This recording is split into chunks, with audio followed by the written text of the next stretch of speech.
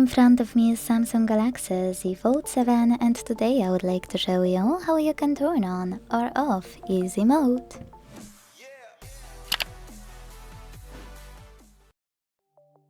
First of all, go into Devices Settings and scroll to hit Display section. Now scroll again, this time to click on Easy Mode and tap on gray switcher to activate it. Then before exiting, adjust touch and hold delay by clicking on it here, applying the best option for you, and tapping try it out if you want to, then hitting done,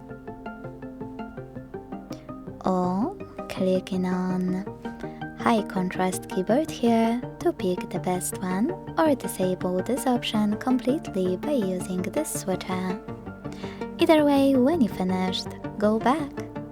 As you can see, easy mode was successfully enabled.